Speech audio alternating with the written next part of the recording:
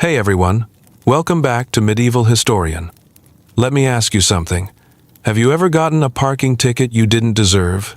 Been scolded by your boss for something tiny? Or maybe you've just felt the sting of someone in power reminding you you're not the one in charge? Now imagine that same feeling. But instead of a fine or a lecture, your punishment is being sewn into a leather sack with a snake, a monkey, a dog, and a rooster and then tossed into the river. In today's video, we're heading deep into the shadowy world of ancient Rome, a place famous for its marble statues, grand speeches, and clever roads, but just beneath that polished surface was a justice system fueled by fear, blood, and spectacle. These weren't just punishments, they were performances, executions that played out before roaring crowds, legal codes that could sentence you to be crucified, burned alive, thrown to wild animals, or worse, for crimes that, today, might barely earn a slap on the wrist. Rome was obsessed with order, but that order came at a cost, and if you stepped out of line, even just a little, the punishment wasn't quiet, private, or merciful. It was loud, brutal, and very public, designed not just to hurt you, but to make sure everyone else got the message too. So, before we begin, and before you drift too far into sleep, like the video, subscribe to the channel, and tap that bell so you don't miss our next trip into history's darkest corners. And tell me in the comments what city and country are you watching from, and what time is it where you are right now. I love seeing how far these stories travel, and you all make this strange little journey even better. This is the most bizarre punishments of ancient Rome. Welcome, quiet traveler, to a place where the stones remember everything. The streets are long emptied of sandals and chariots, yet the whispers remain. Rome, eternal and brooding, waits beneath the dust of centuries, its laws etched into cracked marble, and its punishments carved into memory like grooves into old bone. Tonight, we do not enter to praise her glory or recount the conquests of her generals. No. Tonight we walk slowly into the quiet corridors of Roman justice, where the sentences were long, the cruelty precise, and the logic of the lash unfolded like a lullaby. Close your eyes, if you like, and imagine a city not lit by neon or LED but by torches, sputtering in the wind of the Tiber.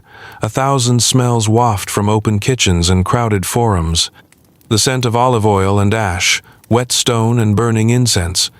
But past the hum of the crowds, deeper in the courts and under the gaze of the Senate, something more calculated is taking place. For Rome was a city obsessed with order, and to keep that order, Rome believed in consequence. Punishment was not simply a matter of guilt or retribution. It was performance, ceremony. Sometimes it was a matter of making the body speak what the lips refused to say. This is not the Rome of movies or marble gods.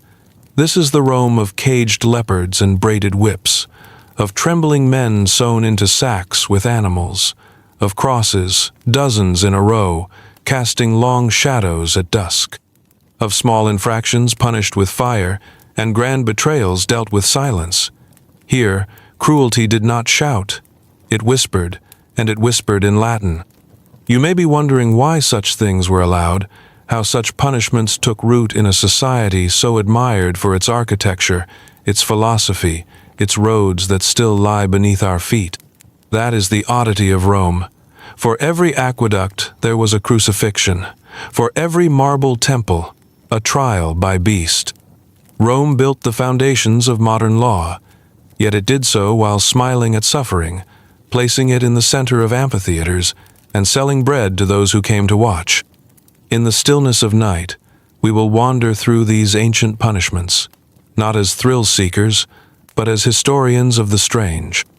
Our goal is not to gasp or recoil, but to understand the way Rome thought about guilt, about shame, about what it meant to be broken before an empire.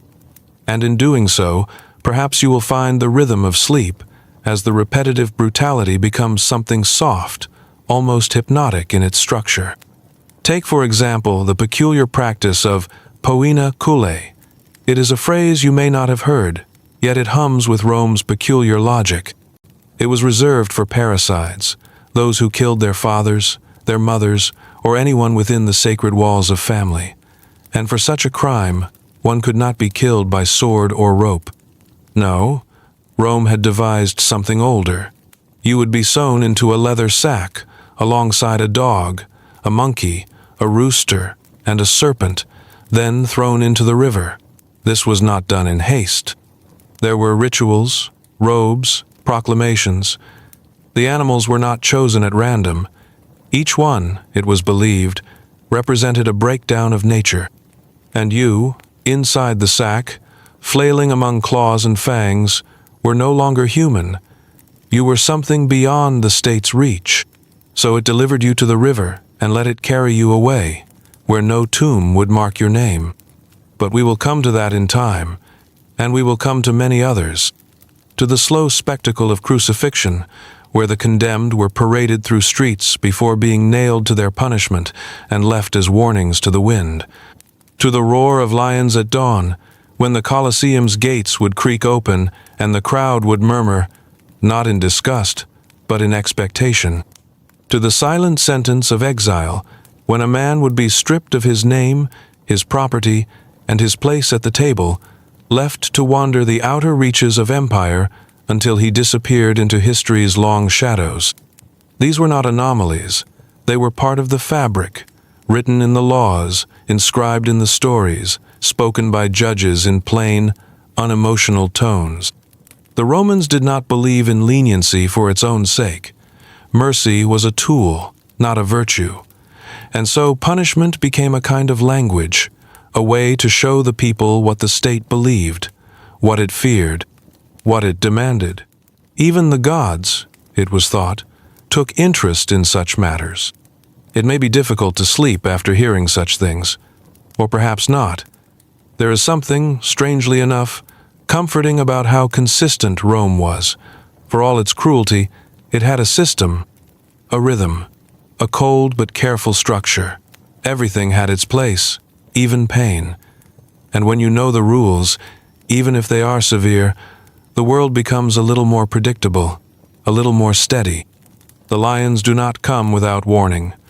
The sack is not sewn without trial. Even the fires wait for the Senate to speak. Let your breath slow now. Let the stones of the forum cool under moonlight. The crowds have gone home. The sand of the arena lies raked and quiet. The chains have stilled. What remains is history, and you are drifting through it now, as the distant hum of Roman order murmurs its lullaby. Tonight, we sleep not in defiance of cruelty, but in quiet observation of it. A strange comfort, perhaps, to know that humanity has always struggled with justice, that our ancestors wrestled with guilt and punishment, with laws and limits, with pain and pageantry, just as we do now. Their methods were different, their reasoning alien, but their need to make sense of wrongness, to name it, and to respond to it, is as old as breath. So rest easy now, beneath the soft shadow of the Senate and the steady eye of the law. You are not in chains. You are only passing through. To understand why Rome punished as it did, one must first understand what Rome feared. Not war or famine, though it knew both well. Not even the wrath of the gods, which could be quieted with incense and sacrifice. What Rome feared most was disorder, the unmaking of structure, the dissolving of what it had built so carefully from blood and brick and bureaucracy. To the Roman mind, chaos was not just inconvenient, it was dangerous.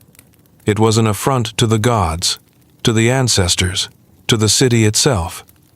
And so, order became the highest good, not kindness, not fairness, but the strict and sacred shape of things held in place by law, custom, and punishment. You can almost see it if you close your eyes and let your mind drift through the dusty streets. Everything has its place. The senators in their white togas with purple trim, the soldiers at the gates, helmets gleaming in the light, the slaves moving quietly through the markets, the matrons wrapped in layers of wool. Even the beggars know their corners. Even the rats run in known directions. It is not a perfect city, not a just one, but it is arranged like a living mosaic, and woe to the one who disturbs a single tile. The Romans were practical. They had no patience for abstract dreams. They preferred lines, columns, records, names written down, and deeds accounted for. They did not ask whether the laws were good in a philosophical sense. They asked whether the laws worked, whether they kept people in line, whether they kept the city safe, or at least stable. And, if the punishment for theft was cruel, well, so be it. Better cruelty than confusion, better spectacle than secret sin. Let the punishment be public, clear, and instructional. At the heart of it all was the concept of mos maiorum, the customs of the ancestors. These were not written laws, though some became such in time. They were inherited ideas about how a Roman should live and what Rome itself required to survive. They guided behavior more deeply than edicts ever could. They whispered in courtrooms and shouted in forums. They shaped everything from family roles to battlefield conduct. And when someone acted against those customs, whether through crime or rebellion or defiance, the state responded not just with punishment but with correction. It was as though the person had fallen out of alignment with the Roman pattern and needed to be bent, broken, or erased until the pattern held firm again.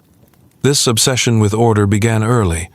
The first laws of Rome were carved into bronze tablets and displayed in the Forum for all to see. These were the 12 tables, and they formed the skeletal frame of Roman law for centuries. They did not ask the reader to ponder justice. They stated what was permitted, what was forbidden, and what would happen if you crossed the line. If you broke someone's bone, you must offer reparation. If you summoned someone to court, they must come. If they did not, you were allowed to drag them. If a man owed a debt and could not pay, he might be chained. If he still could not pay, he could be sold or even executed. It was not personal. It was the law, and the law was the spine of the city. As the Republic gave way to empire, the laws grew in volume and precision. Emperors issued decrees, jurists wrote interpretations, new crimes were named, new penalties imagined. But the principle remained the same. The law was the architecture of order, and punishment was its mortar. Every execution, every exile, every lashing and fine and confiscation of land served to reinforce the structure. You could not build a city as vast and unwieldy as Rome without harsh reinforcement. You could not govern provinces from Britain to Syria without making examples of the disobedient. The roads might carry grain and soldiers, but they also carried messages, and often those messages were carved into flesh. There is something chilling in how calmly Rome went about its judgments. The records show little room for emotion. A man is accused. A man is tried. A sentence is passed. He is beaten with rods or nailed to wood or thrown to lions. The crowd watches. The city continues. The dust settles. It was not that the people lacked feeling. It was that the state had learned to function as a kind of machine, one that tolerated dissent only when it served a higher end. When dissent turned to disruption, or when personal shame threatened public structure, the response was cold and complete, sometimes swift, sometimes theatrical, but always deliberate. Consider the punishment of slaves. Rome had millions of them, and many lived lives of quiet labor and silent dread. They could be punished for nearly anything, and often were. A broken dish, a glance held too long, a whisper of escape. And yet, for all the cruelty, the logic was consistent. A slave was not a person under the law. A slave was property, and property must behave. The state permitted the master near total control, not because it hated slaves, but because it feared what might happen if slaves believed themselves people. The same logic extended outward, to soldiers who deserted, to wives who betrayed, to sons who struck fathers. Each of these ruptured the Roman concept of place, of assigned roles, of sacred boundaries. Even religion fed the same hunger for control. The gods of Rome were not ethereal or distant. They were civic beings, tied to the life of the city. Rituals had to be performed exactly. Omens must be read. Temples maintained. If a priest erred in his wording, the ceremony might be declared void, and the punishment might follow swiftly. To anger the gods through sloppiness was no small thing. It could endanger all of Rome. So even the divine was managed by rule, regulation, and rigid discipline. This is why punishment in Rome was rarely random.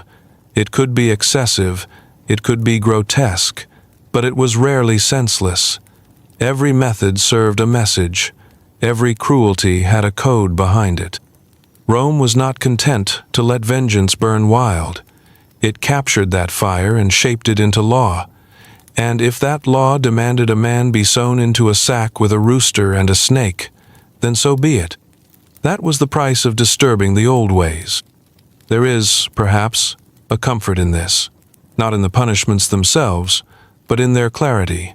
Rome told its people what would happen if they strayed. And then, with calm and ceremony, it delivered what it promised. No pleading, no delay, only the slow and grinding machinery of order. So we continue now, walking slowly through the corridors of Roman justice, past the scrolls and the bloodstains, past the guards and the scribes. What awaits us are not just punishments, but stories. Each one a warning, a signal, a thread in the tapestry of law. And, in the gentle hush of night, they unfold not with fury, but with ritual, not with rage, but with rhythm. Let us walk quietly forward. Rome awaits, and it is watching. If you listen long enough to Roman law, you will begin to notice something beneath the surface, a kind of moral theater. It is not just about justice. It is about spectacle, symbolism, and the reassertion of cosmic balance. The Romans did not simply punish the guilty. They made the punishment into a kind of dark poetry. And nowhere is this more haunting, more precise, than in the ritual known as poena cullei. It is a punishment for a specific crime, not theft, not treason, not even murder, broadly defined. It is reserved for one of the most unnatural acts a Roman could imagine, parricide, the killing of one's parent, often the father, but sometimes the mother as well. It was not just seen as a crime against family. It was seen as a rupture of the very fabric of Roman society. The father, after all, stood as the symbol of authority, the pillar of the household, the reflection of state power within the home. To kill him was to kill more than a man. It was to stab the state itself. The punishment did not begin with immediate violence. It began with process. A trial. Accusations whispered in marble halls. Witnesses. Perhaps slaves called to testify. Perhaps other family members. The accused would stand beneath the eyes of judges, robed and solemn. The court would weigh the evidence, and if guilt was found, then something ancient stirred. Not just legal machinery, but tradition. The sentence, spoken in a voice so calm it might have been mistaken for kindness, was this: poena cullei. You would not be executed in the usual fashion. You would not be crucified or beheaded or thrown from a cliff. Rome had decided that such a crime needed something different, something that spoke not just to pain, but to isolation, to degradation, to an unmaking of the human being. You were to be sewn into a sack, but not alone. You would share that space with 4 animals: a dog, a monkey, a rooster, and a serpent, each of them chosen not for random effect, but for layered meaning. The dog, once a symbol of loyalty, now turned snarling in the dark. The monkey, a mimic of man, reflecting a distorted image of the self. The rooster, the herald of dawn, reduced to madness in the sack. And the serpent, coiled and hissing, the ancient whisper of betrayal. The sack itself was made of leather, thick, coarse, enough to hold its living cargo tightly. There were versions in different centuries. Some accounts include changes in the animal companions. But the essence remained. A man guilty of killing his parent was to be tied up, stitched in with beasts, and thrown into the water, not hanged, not burned, drowned in motion, swallowed in chaos. Before this final moment, there were often rituals. In earlier iterations, the condemned might be dressed in wooden shoes or with a wolfskin hood. These details faded in time, but the intention remained. You were being prepared not for death, but for transformation, not into martyrdom or memory, but into silence. You were being erased. Your body would not lie in a grave. There would be no stone, no family rites, no mourning procession. You would be cast into the river, anonymous, unclaimed, unclean, as though you had never been born. The Tiber was often the final witness. Its slow, brown current accepted the sack with quiet indifference. Onlookers, if allowed, might stand nearby. Not many. This was not always a public display. Sometimes it was performed in private, away from the usual crowds. There was a sense that the act, while lawful, was too obscene for common consumption. It was meant to terrify by imagination alone. The thought of a man thrashing in darkness, pressed between claw and fang, unable to scream, was enough. Rome did not need the scream, it needed the memory.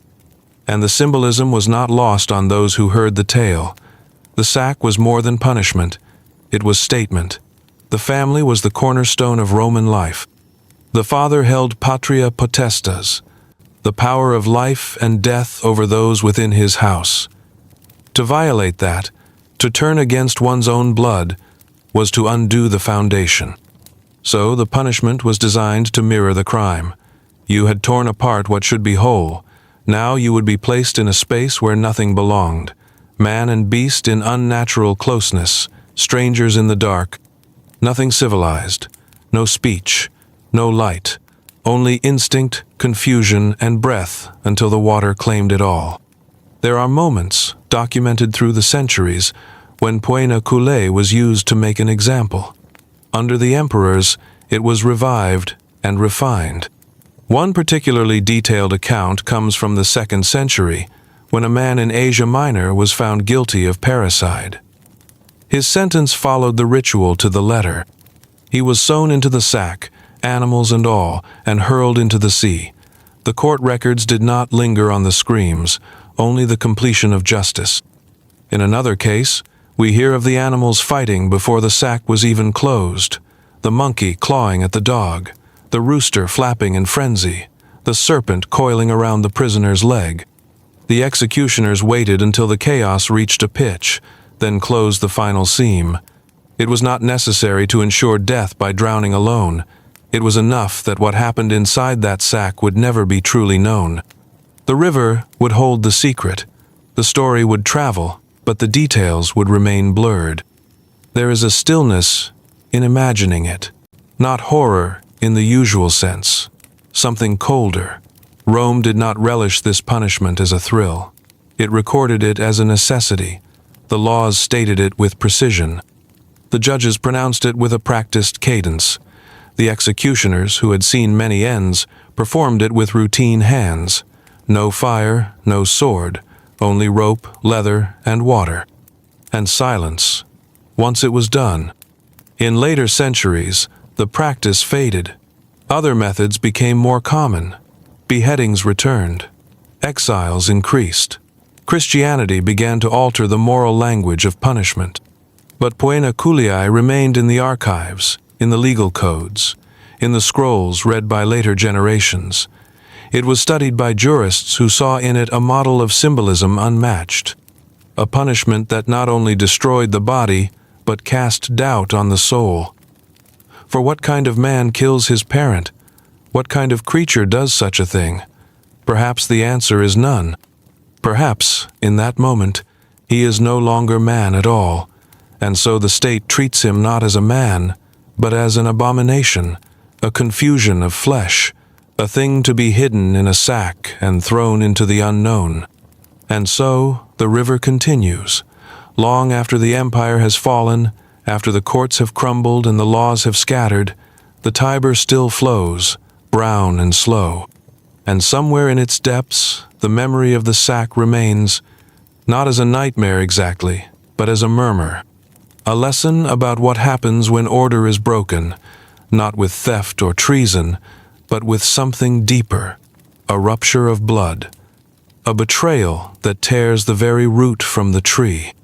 There are no monuments to the victims of poena cullei, no names carved in stone, no relics preserved, only words, only records, only the strange, steady voice of Rome speaking across time, reminding us what it feared most. Not death, not violence, but the undoing of order, the child who kills, the man who forgets his place, the darkness that cannot be redeemed. Now the sack is quiet, the animals are gone, the river is still, and we drift onward, lulled by the certainty of Roman law. The trial is finished, the seam is closed. The current carries us to the next judgment. There are punishments that aim to end a life, and then there are punishments designed to unmake a person before death arrives. Crucifixion, in Rome, was never only about execution, it was about erosion. A methodical, public unraveling of body and identity. Rome did not invent it, but it perfected it, refined it, folded it into the fabric of law and order. It became a language in itself, and everyone who passed across on the road understood what it was saying. It was not used on citizens. That is important to remember. The wealthy, the powerful, the Roman-born these were spared. Crucifixion was reserved for the outsider, the slave, the rebel, the thief who had no name worth remembering. It was not a punishment of the courtly kind. It was brutal, open, low. The kind of death that left a stain not only on the sand, but on the memory of everyone who saw it, which, in many ways, was the point. The process began not with wood and nails, but with accusation. A man caught stealing, or leading a riot, or striking an officer, a runaway slave, a rebel fighter, someone who challenged the order of things in a way Rome could not ignore. The sentence might be spoken quickly. Other times, it followed interrogation, beating, and public condemnation. There was no attempt to comfort or contain. The entire ritual was about distance. This man does not belong to Rome. This man is now a warning. Once the sentence was given, the man would be led to the site of death, often carrying the crossbeam himself. The full structure was too heavy, so they made him carry the most visible piece. Through the streets, past the crowd, past the laughter and the silence. His hands were often tied, his back already bloodied from flagellation. The point was not efficiency. The point was endurance. The longer he stumbled forward, the more people saw. The more they saw, the clearer the message became. The site of crucifixion was usually just outside the city, visible from the road, sometimes along a highway, sometimes on a hill, always in a place where travelers would pass. The Romans wanted you to look. They wanted you to stop, even briefly. And remember, it was not meant to horrify, it was meant to deter, to remind every foreigner, every subject, every servant, that rebellion had a shape, and it looked like a man nailed to wood. The structure itself was simple, 2 beams, one vertical, already fixed in the earth, one horizontal, laid across the shoulders. The man was lifted onto the upright, sometimes with ropes, sometimes by brute force. His arms stretched out, the nails driven through the wrists or palms, depending on the method. Some executions used only ropes. Others, especially those meant to send a sharper message, used iron nails. The feet were either tied or pierced, bent and fixed together, locking the body in place. There was no ideal position. The point was not posture, but pain. Hanging in that shape, the body begins to betray itself. The weight pulls at the shoulders. The chest tightens. Breathing becomes an effort. Slow at first, then frantic. Each breath earned with pain. The muscles cramp. The skin tears. The flies come. The sun burns. Some men lasted hours. Others endured for days. There was no set limit. Rome did not hasten the end. In some cases, a guard might break the legs with a club to speed death. But often, they let nature do the work. Let the body collapse in on itself. Let the heat, the thirst, and the slow internal panic consume the man until he fell silent. Sometimes a placard was hung above the head, a sign naming the crime, a thief, a rebel, a murderer. In one famous case, the title was king. The purpose was not accuracy, but mockery. Even in death, the condemned were beneath dignity, their names erased, their shame magnified. For the crowd, crucifixion was a strange theater. Some came to jeer, others passed quickly, eyes down. Children asked questions, merchants watched from a distance. The condemned might scream, or whisper, or beg, or curse. There are stories of men singing, of silence so deep it made the birds hush, of mothers weeping from the edge of the crowd, unable to look away. Not because they found it beautiful, but because the spectacle was complete. Rome had made punishment into ritual, and ritual into control. The bodies were left for hours, sometimes longer. Birds gathered. The stench spread. Eventually, a soldier would come and remove the remains, not always gently, not always completely. In some places, the crosses were reused. In others, they stood empty, waiting, a reminder that the law had teeth, and those teeth were sharp. Crucifixion was not a punishment meant to restore balance. It was a punishment meant to crush. It did not offer closure. It offered decay. It was meant to strip away everything human until nothing remained but a warning, a form without a future, a shadow on the skyline. And yet, for all its cruelty, it was carefully administered. The soldiers had procedures. The courts had rules. There were scrolls, signatures, official stamps. Rome did not kill in chaos. It killed in perfect order. That was what made it so effective. There was no passion, only duty. The executioner did not scream. He carried out a sentence. The judges did not weep. They upheld the law, and the law, as it was written, allowed for this. The pain was not the point. The point was permanence. To write a message into the skin of the world so deep that no one would forget.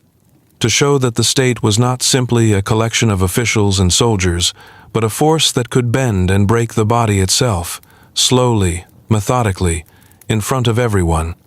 Even the tools became part of the story. The nails, the ropes, the wooden beam, stained and cracked. The vinegar offered to the condemned, the spear to the side, used when breath no longer came. Each detail, repeated over time, became a part of the memory. Rome did not allow accidents. It created patterns, and those patterns became history. Not everyone was crucified for violence. Some were punished for defiance, for speaking out, for standing in the wrong place at the wrong time. The line between rebellion and inconvenience was sometimes thin, but once crossed, the outcome was the same. The cross, the nails, the slow fade into silence. There are records of entire roads lined with crucifixions. After an uprising, after a slave revolt, after a failed conspiracy. The message was not subtle. It did not need to be. Walk this road, and you walk through judgment, through finality, through the limits of mercy. And yet, time softens even the hardest edges. The wood rots, the iron rusts. The names, if they were ever known, fade, but the shape remains. The silhouette, the echo, the knowledge that once, in this place, a man hung between sky and earth, while Rome watched. Now the crosses are gone. The roads are quiet. The crowds dispersed. But the idea lingers. In books, in stories, in whispered memory.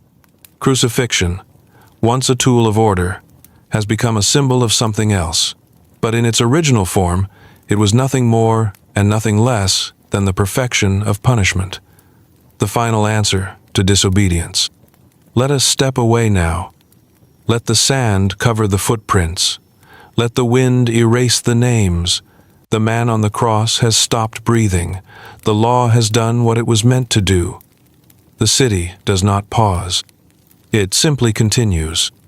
And we, like all who pass such places, continue with it. In Rome, power was not always declared through titles or law. Often, it was felt through wood, a rod, lifted high, then brought down in rhythm, again and again. Each strike a syllable in the language of domination. The rod spoke in many places in the forum, in the camp, in the villa courtyard, and, though its dialects changed, the meaning remained. Someone had broken the order, and someone stronger was reminding them what it cost. Slaves knew this language well. It was perhaps the first they learned. There were no scrolls to read, no lessons to study, just the knowledge that their backs were not their own, that their skin could become a message. The Roman world depended on slaves.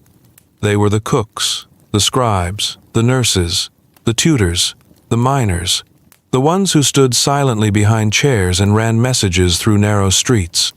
They were expected to be invisible when convenient, and yet instantly present when summoned. They were bodies with duties and no rights. The beating of a slave was not considered cruelty. It was considered maintenance, like sharpening a tool, like mending a torn tunic. The master had full control. He could strike for laziness, or disobedience, or a broken dish. He could strike for imagined disrespect, or simply to remind. Not all masters were brutal, but the power was always there. A quiet threat, unspoken but always humming in the background. The instruments varied. Some used simple wooden rods. Others favored knotted cords or strips of leather. There was no official restriction, no oversight, no need to explain. The law regarded the slave as property, and property could be managed as the owner saw fit. The only limit came if the slave died too quickly. Then, perhaps, there would be questions. But not for the sake of the slave, for the sake of the economy, a dead investment, a wasted resource. In public life, too, the rod played its part.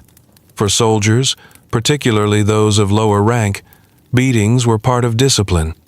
If a man fled battle, or stole from his unit, or disobeyed a direct order, he could be struck, not just by one man, but by the entire cohort, each fellow soldier delivering a blow until the man collapsed or died. It was called fustuarium, and it was not performed in anger. It was ceremony, a purification by pain, a way of restoring cohesion to the group. But the slave's beating was lonelier, more personal, no ceremony, just the sound of skin and wood, and afterward, perhaps, silence, perhaps nothing at all. The neighbors would not interfere. The law would not intervene. A slave could not testify in court unless tortured first. Their word was not their own. Their bruises were private things. If they wept, it was in kitchens or corners. If they healed, they did so in silence. There are stories of slaves who carried scars like maps, a shoulder knotted from too many lashes, a back laced with pale ridges. These marks were not unique, they were common, expected. So common that some masters marked new slaves with brands or tattoos, not just as decoration, but to distinguish their wounds from another man's property. Even pain had an owner. And still, the rod was not always for punishment. Sometimes it was for reminder, before a festival, to instill obedience, before a guest arrived, to avoid embarrassment, before a journey, to ensure swift service. The blows were not always hard. Sometimes they were more insult than injury. But the message was always there. You are beneath. You are bound. You are owned. When a slave rebelled, when he raised his voice or hand, the punishment changed. Beating gave way to crucifixion, or death by beasts, or burning. But the rod remained the warning before the storm. It was the first rung in the ladder of violence, the part that kept most quiet, kept most bent, kept most afraid. Children saw it early. Born into the house, raised among ropes and orders, they watched their parents struck, sometimes their siblings, sometimes themselves. The pain was generational. It moved, like inheritance, passed from wrist to shoulder to spine, and the silence that followed it was perhaps the most Roman thing of all, because Rome did not shout when it punished. It did not rage. The rod was not wielded in frenzy. It was lifted and brought down with calm, with control. The sound of it did not startle anyone. It belonged to the world like rain or wind. It was just another part of the day. And if a slave escaped and was caught, the beating resumed, but harsher, with metal tips or heated iron. Sometimes, after being paraded through the streets, a sign hung around the neck. Not just punishment now, but spectacle, a warning to others. Let your feet run, and your back will pay. Let your voice rise, and your ribs will answer. Even the educated slaves were not safe. The scribes, the tutors, the ones who taught the children of senators to read and write, their knowledge did not spare them. They too could be struck, sometimes more harshly, for failing to uphold the high expectations of the household. A misquoted verse, a missed appointment, a pupil's complaint. The rod did not distinguish between smart and dull, only between owned and free. There were, of course, laws that spoke of boundaries, limits to cruelty. Philosophers who whispered that kindness to slaves might reflect virtue, but these were soft voices in a loud world. The rod was louder. It left clearer marks. It lasted longer in the memory. Even some emperors used the rod, or had it used, rather, in private chambers, on courtiers, on those who displeased them, sometimes not as punishment at all, but as demonstration, to show that even high birth could be bent, to prove that Rome belonged to the one who held the handle, not the one who wore the ring. And yet, the rod itself was not honored. It was not golden. It was not engraved. It was simple, a stick, a switch, a branch shaved clean. It was meant to disappear between uses, to sit quietly in the corner until summoned, like the slave who feared it. There is no monument to these punishments, no inscription, no memorial wall. The marks were made on flesh, not stone, and flesh fades, but the stories remain, passed in whispers, traced in the folds of history, remembered not by names, but by the feeling of the strike, the breath held before the next, the long silence afterward. Rome did not need prisons full of slaves. It needed only memory, pain stored just below the skin, a lesson felt more than taught. That was the purpose of the rod, not to kill, not to mutilate, but to train, to shape, to reduce. And so it passed from hand to hand, from father to son, from master to steward, from soldier to recruit. Its voice was plain, its purpose understood. The rod did not lie. It told the truth of Rome's order, plainly, again and again. Now it is gone, broken, forgotten, but if you close your eyes and listen to the quiet breath of history, you might still hear the echo, a sound like wood on flesh, dull, steady, familiar, and after it, silence. The arena begins in silence. Before the drums, before the gates open, before the crowd finds its rhythm, there is only the sound of breathing. Somewhere in the dark, behind thick wood and iron bars, an animal stirs. It smells blood or dust or fear. It waits, just as the crowd waits, just as the condemned man waits in his small cell beneath the Colosseum's floor. He has heard the beast before, though never clearly. Just a low growl from behind stone walls, a movement in the shadows, the sound of chain against chain. Damnatio ad bestias. the Roman sentence of death by beast, a punishment for the worst crimes, or what the state deemed worst, which often meant more than violence. It meant betrayal. It meant rebellion. It meant threatening the Roman order in a way that went beyond breaking a law and entered the realm of insult. It was not enough to kill such a person. Rome had to unmake him in front of others, had to strip away dignity, name, and voice, and feed what remained to the animals. This was not execution. This was spectacle. It began with the sentence, spoken by a judge or a magistrate or sometimes an emperor himself. The man would be declared unfit to live among the civilized. His death would be public, not because the people needed proof of guilt, but because they needed reassurance that order would hold. The man would be handed over to the arena. It was not always men, sometimes women, sometimes children, if their crime was considered inherited, sometimes whole families, tied together, dressed in costumes, meant to mock them. The condemned were made into characters before they were made into corpses, and Rome applauded not just the ending of life, but the performance of its undoing. The arena was a world unto itself, sand swept clean before dawn, seats arranged by class and rank, senators in white, merchants in brown, citizens in tunics, slaves at their feet. The emperor, if present, sat high in his box, shaded by an awning, his hand resting on the edge of his chair. The sun rose slowly, lighting the stage. The crowd settled, and then the show began.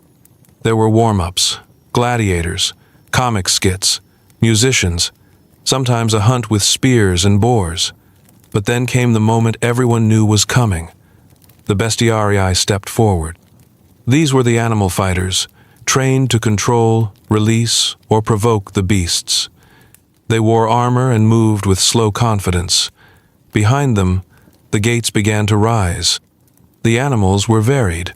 Lions, most famously, tall, golden, slow-moving, but capable of sudden violence.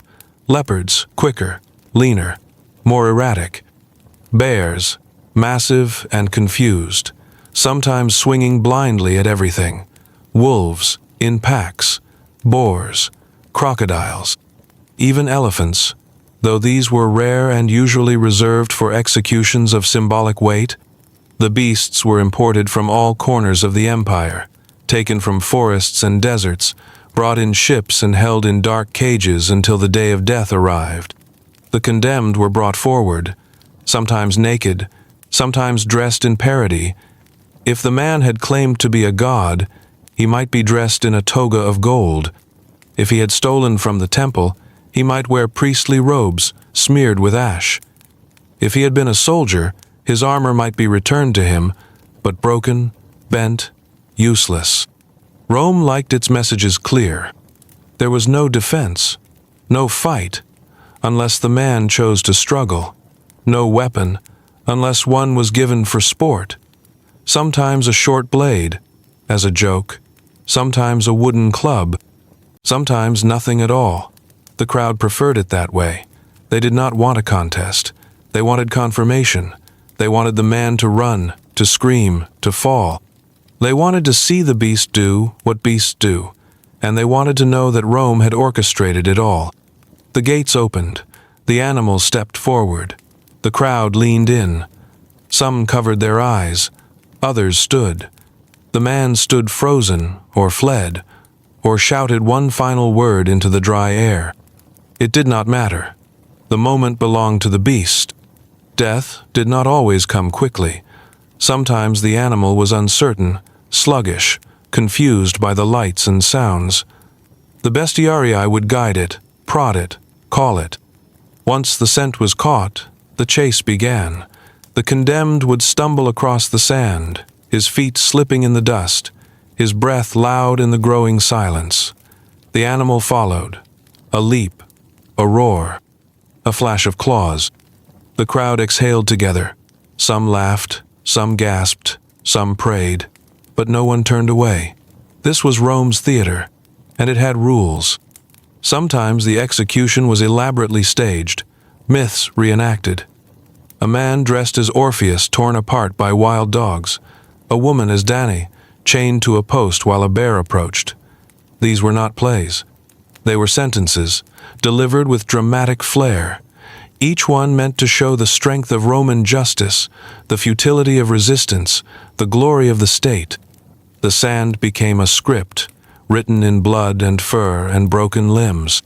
There are stories of condemned men embracing the beast, refusing to run, holding out their arms to the lion as if in welcome. These tales were told later, in hushed tones, as examples of strange courage. Rome admired such resolve, even if it changed nothing. The sentence was final, the result the same. The animals were not always fed beforehand. Hunger made them quicker, sharper, more obedient. But even when sated, they killed, not out of malice, out of instinct. They were tools, not performers. The cruelty belonged to the men who planned it. Once the body fell, it was dragged away, sometimes in pieces, sometimes whole, if the animal had hesitated. The blood was raked into the sand. The audience settled. Another skit began. Another gladiator entered. The show continued. Death by beast was just one act in a longer play. There were days when dozens were sentenced. A parade of punishment, one after another. Rebels, Christians, runaway slaves. The Colosseum filled with screams and silence, laughter and death. And all the while, Rome remained still. The emperor watched. The people applauded. The law approved. And then the arena emptied. The sand cooled. The animals were led back to their cages. The condemned were no longer spoken of. Their names were forgotten. Their stories ended not with memory, but with erasure. That, too, was part of the sentence. Not just to die, but to be unremembered. But the beasts remembered. In their bones, in their pacing behind the bars, in the scent left behind. And the crowd remembered, even if they pretended not to, even if they called it entertainment, even if they returned the next day for more. Rome remembered as well. It recorded the sentences, wrote them in scrolls, whispered them through time. Not because it regretted them, but because it wanted the world to know what order required, what justice demanded, what fate awaited those who dared to stand outside the circle of Roman power. Now the gates are closed. The arena is empty. The sand is soft beneath the stars. The animals sleep. The voices have faded. Only the echo remains. A soundless roar, a memory of claws. And beyond it, silence once again.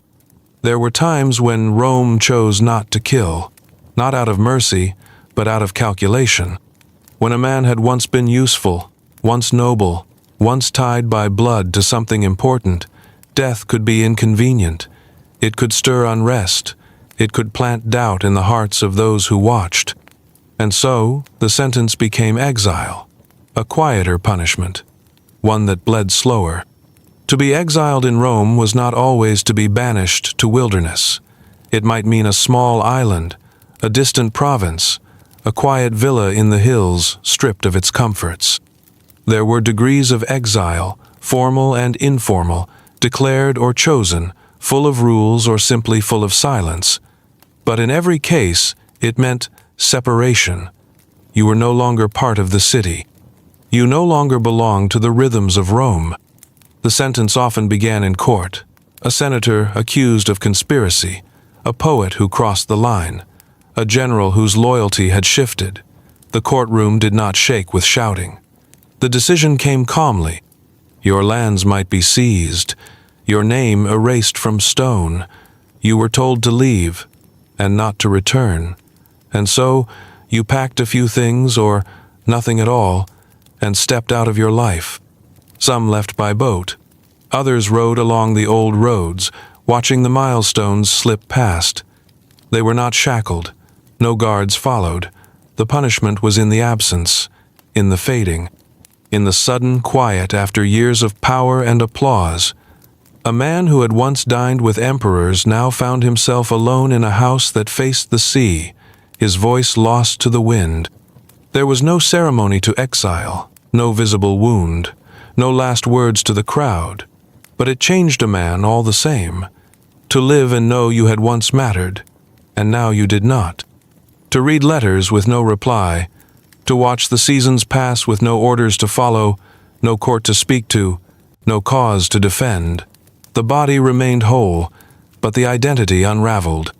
Some made peace with it, they wrote. They gardened.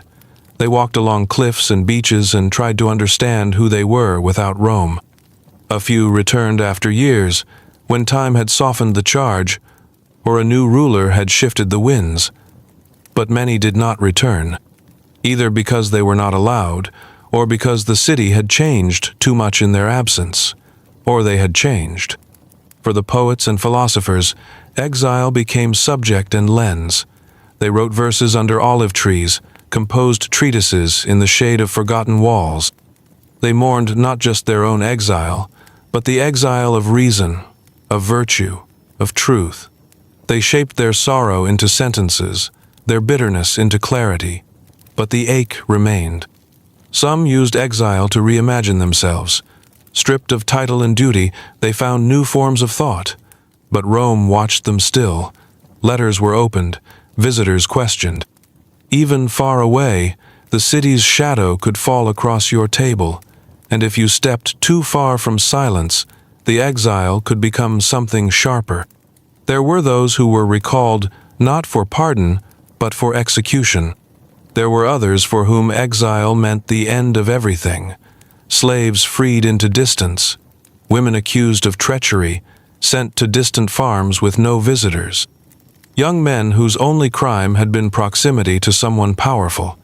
They disappeared into hills and forests, their names swept away with the leaves. The island was a common place for the exiled. Rome had many small ones scattered across its seas, wind-swept, dry, with only goats and small homes. The sea kept them there, not with chains, but with isolation. You could look across the water and see the edge of your former life, hazy on the horizon, forever unreachable. Time worked differently in exile. The days stretched, the seasons blurred. Without obligation, without expectation, a man could become unmoored. Even the guilty began to wonder if they still remembered the shape of their crime, and the innocent, if they had truly been innocent after all. Exile was not a death sentence, but it was a sentence of absence, from friends, from position, from one's own reflection, which began to change. The hair grayed faster, the hands trembled sooner. Memory softened. Rome became a dream, half-lit, full of sound but out of reach. And yet, in the stillness of exile, some found clarity. With nothing left to prove, nothing left to protect, a man could see himself plainly, his failures, his pride, his longings. There was a kind of freedom in being forgotten, in being no one. But it was not a freedom Rome had meant to give. It was simply a side effect, a small mercy born from the silence. Even exile had ceremony, if only in private. The packing of a single bag, the final meal, the pause at the city gates, the look backward. One last glance at the rooftops, the temples, the streets where your name had once meant something, then forward, into the quiet. Rome did not speak of its exiles often. Their stories were not retold at banquets, their portraits removed from walls, their names scraped from stone, but their presence lingered, in the gaps, in the pauses, in the space where they once stood. And so they waited, on islands, in villages, in mountain homes, not dead, but distant, not mourned, but erased. The punishment had worked, and the silence held. The legion was meant to be a machine. 60 men in a cohort, 10 cohorts in a legion, each soldier trained to move as one, not just to fight, but to obey. Rome believed in the strength of the many, but only when the many acted like one. It had no patience for hesitation, no tolerance for fear. A soldier who fled endangered not just himself, but the entire rhythm of the advance. If a line broke, if a shield wavered, It could unravel the whole battle. And so, Rome created a punishment to crush the possibility of weakness, one that did not simply punish the guilty, but infected the guilty with the terror of their own kind: decimation. It was not used often, only when a unit had failed catastrophically, when men had run from battle, or conspired against their commanders, or refused to follow orders in the face of the enemy. It was not swift. It was not clinical. It was ritual. Rome made it deliberate, so the survivors would never forget what had happened and would never let it happen again. The word comes from the Latin decem, meaning 10, 1 in 10. That was the logic. Not the guilty alone. Everyone would pay, but only some would die. Chosen by lot, chosen by fate. Chosen not for what they had done, but for what they represented. The error of the whole. It would begin with a judgment. A general standing before his men. The charges read aloud. Disgrace, cowardice, dereliction. Then the sentence. Decimation. The ranks would go quiet. Some would cry out. Others would go still. The veterans would look at the ground. The younger ones might tremble. No one would leave. The punishment required their presence. The unit would be divided into groups of 10. Each group would draw lots, small stones, scraps of parchment, 1 marked, 9 blank. The men would hold their breath as the lots were pulled. Eyes fixed on the hand, the markings, the slow reveal. The man who drew the marked token would be pulled forward. He had not fled. He had not shouted. He had not disobeyed. But the stone had spoken. And now he would die. The 9 who remained were given the task, not an officer, not an executioner. The punishment would be delivered by the hands of the survivors. They were given clubs, or stones, or sometimes bare fists. They were to beat the 10th man to death, together. It was not enough for one to strike. All had to participate.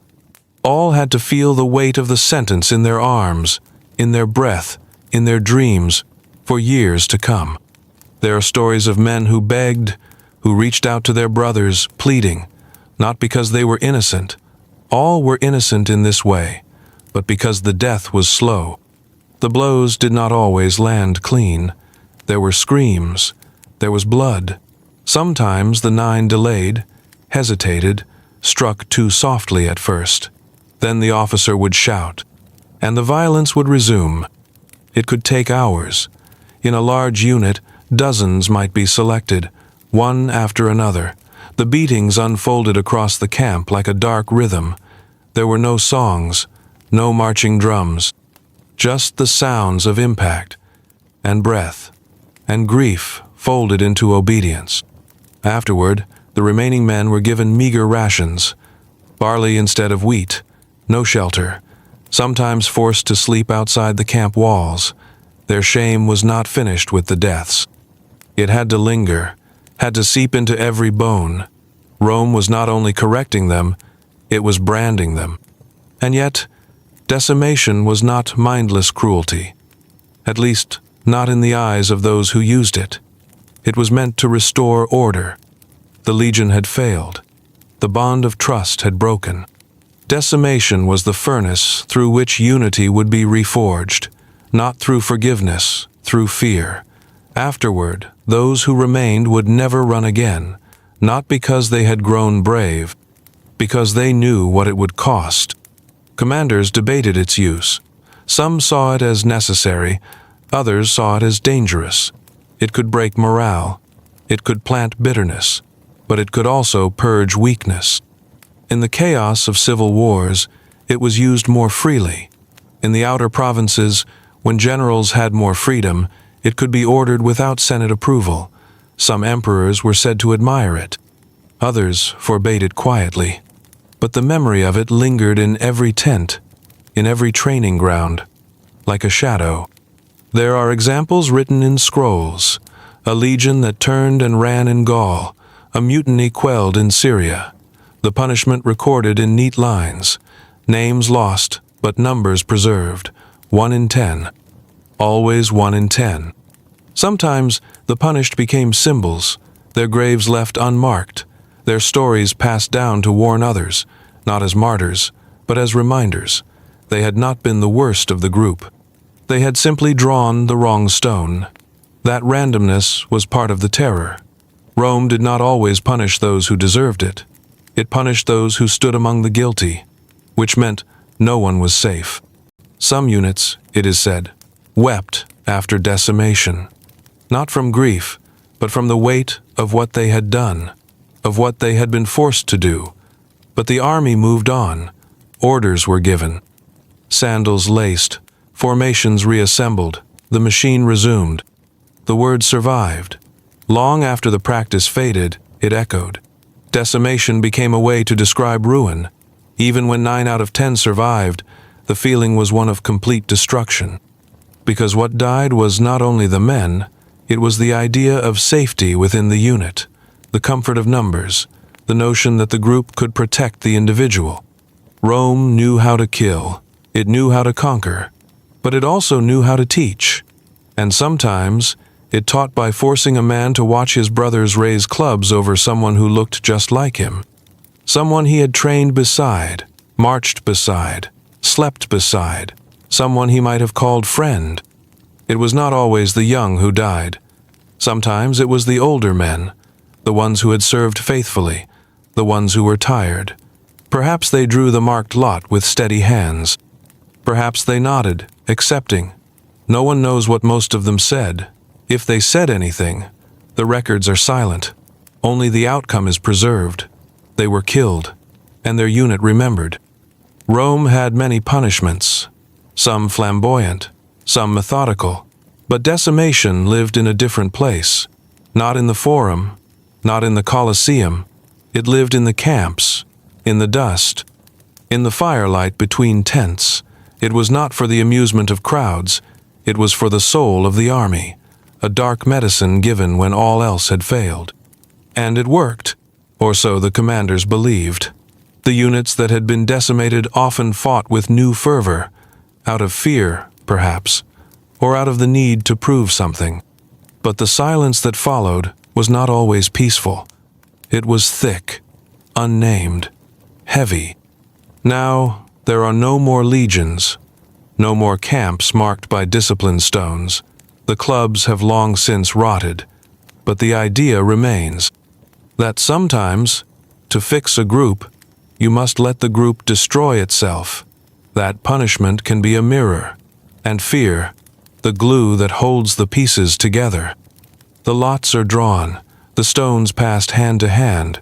One man steps forward, and the 9 close in. Not all punishments in Rome were guided by law. Some were guided by power, pure, personal, unshaped power. When the emperors grew tired of restraint, when they felt insulted or feared disloyalty or simply wished to see how far their reach could extend, punishment became something else. No longer a tool of the state, but a reflection of a single will, and that will, when pressed too long beneath the weight of absolute rule, began to twist. It curled into something darker, something stranger. Burning a man alive was not Rome's standard sentence. It was not listed on the 12 tables. It was not handed out by ordinary judges, but it happened, especially in the later days of the empire, when emperors no longer feared the Senate, and cruelty had become a form of communication. There are stories of prisoners tied to stakes, soaked in oil, and lit by torch as night fell, sometimes in gardens, sometimes in courtyards. The fire was not just a method, it was a spectacle. It painted the sky in flickers. It turned men into light. Nero, they say, used them as torches. He held evening banquets among groves of trees, the tables laid with silver, the guests in fine robes. And as the wine was poured and the music played, the slaves lit the posts. Each flame, a man. Each shadow, a memory. They had been accused of arson, of treason, of rebellion. They may have been guilty. They may not. It hardly mattered. The punishment was never meant to match the crime. It was meant to assert the emperor's strength, his command over life and death, his willingness to cross thresholds that others feared. Boiling oil, though rarer, was no less real. It was not the common man's punishment, it was theatrical, sudden, often fatal within moments. The condemned might be lowered slowly, by rope, into a vat already bubbling, or thrown in all at once, vanishing beneath the surface with a hiss. The oil clung to skin. It reached inside. There was no way to survive it, no way to escape it. Even the crowd, accustomed to violence, often fell quiet. It was too immediate, too final. These punishments were not about law. They were about mood, about atmosphere, about fear. Rome did not always need reasons.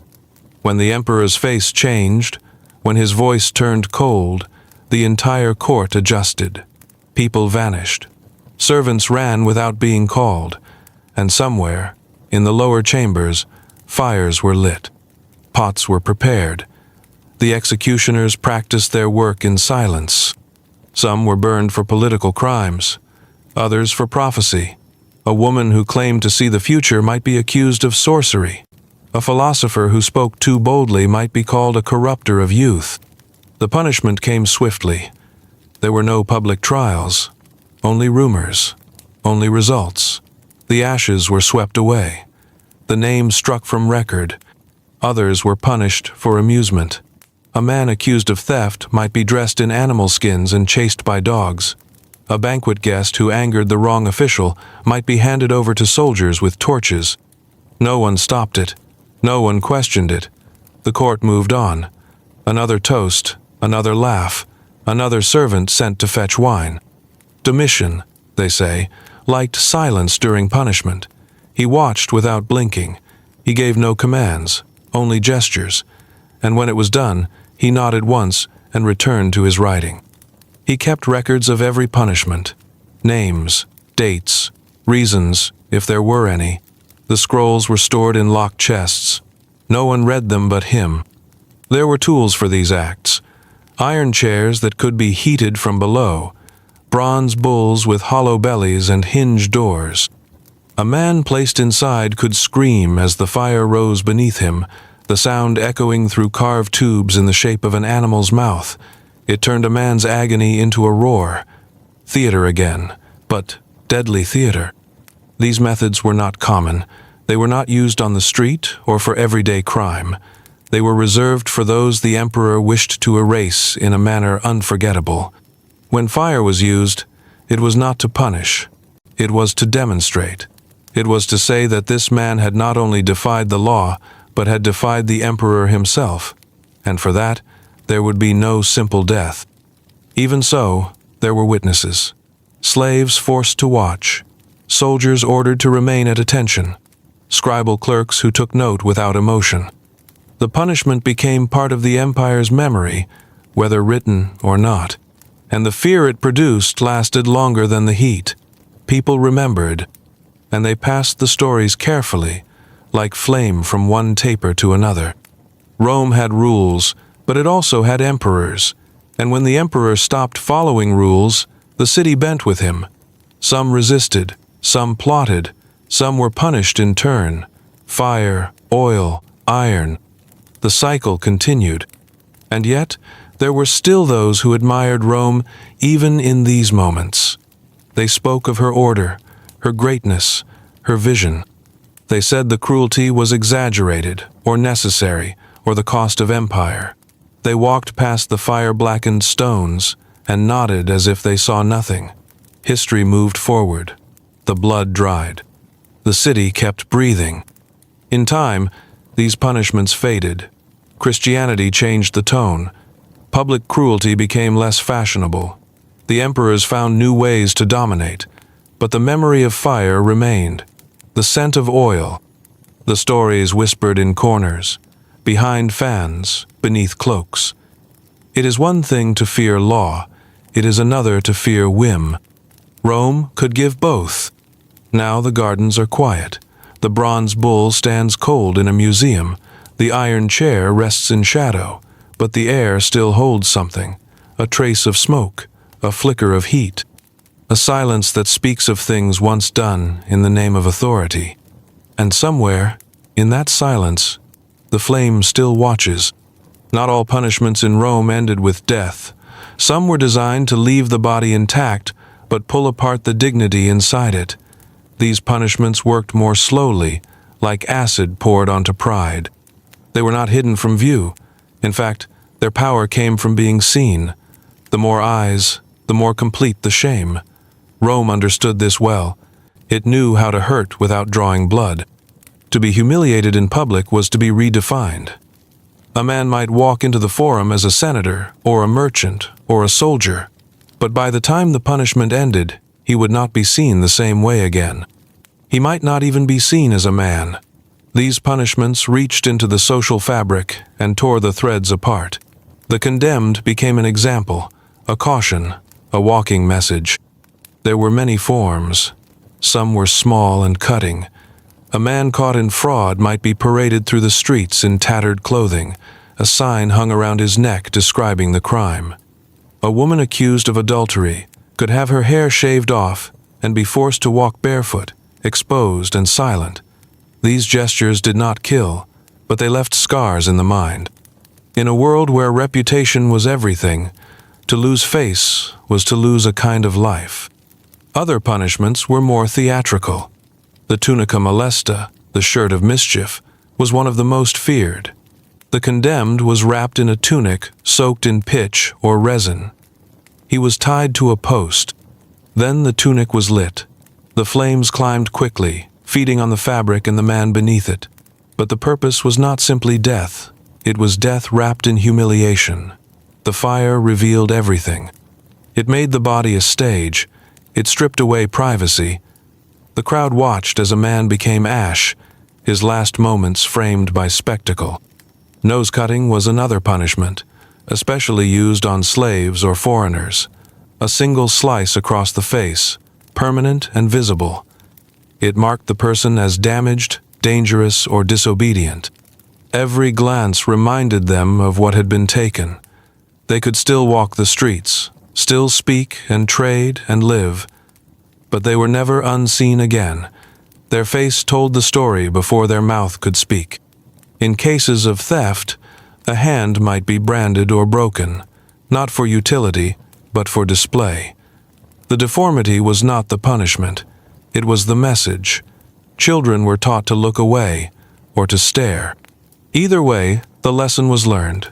This is what Rome does when it wishes to humiliate without finishing the job. The punishment often matched the crime, but not always. Sometimes it matched the mood. A man who had insulted a magistrate might be placed in the center of a square, bound and left standing for hours. His clothes torn, his mouth gagged. He was not touched beyond that. But the watching changed him. The laughter, the pointing, the turning away. It created a wound that could not be bandaged. Some forms were older, tied to tradition. A soldier stripped of rank might be forced to march through the camp in silence, while others beat him with fists or sticks. Not to kill, but to shame. To remind him and everyone else that failure had a cost beyond bruises. He had lost more than armor. He had lost standing. Occasionally, the state staged mock trials in public. The accused would be forced to admit guilt in front of a crowd, often reading a confession written by someone else.